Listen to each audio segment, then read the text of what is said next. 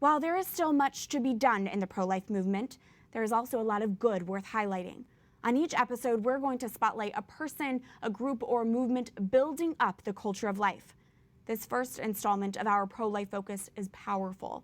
So often when pro-lifers talk about ending abortion, we say we need to be a voice for the voiceless. That, however, does not apply in this case. Today, we introduce you to a woman who survived an abortion attempt and is speaking for herself in a bold way.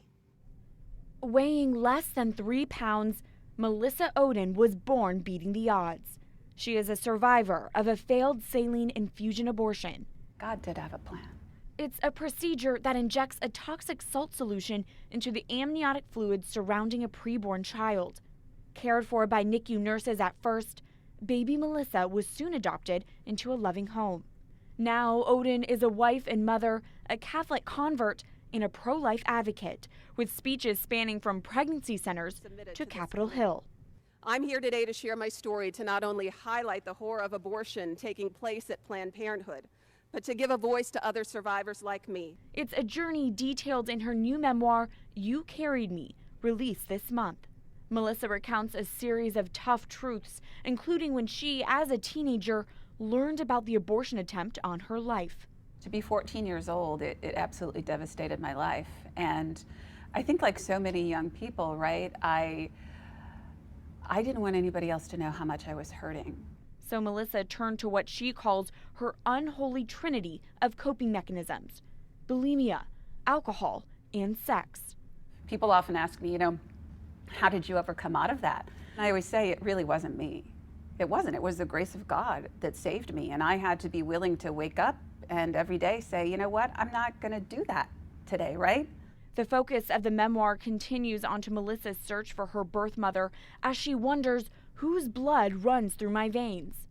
She discovers her birth mother was a 19-year-old college student pressured to get an abortion. She thought Melissa had been dead for over 30 years. Ohden's perspective throughout the journey is strikingly compassionate.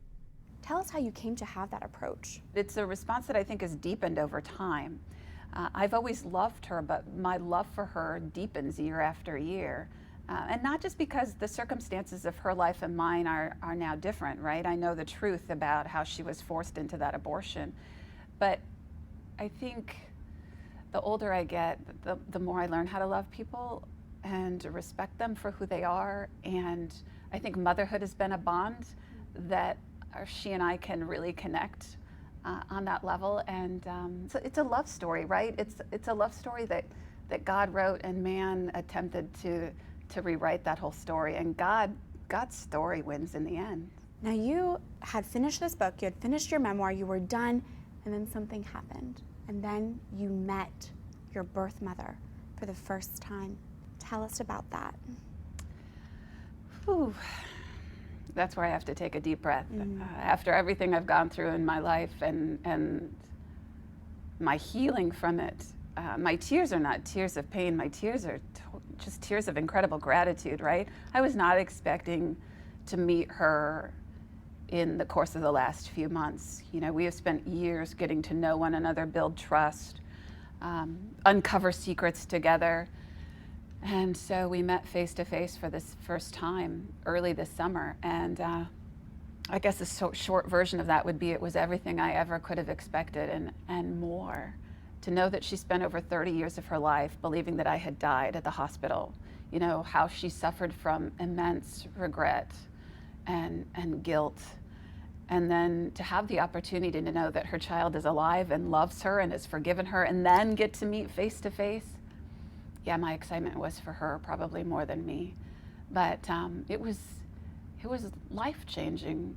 I will never forget the moment that I saw her and we got to embrace, and I think the words that came out of my mouth was, "It's been a long time."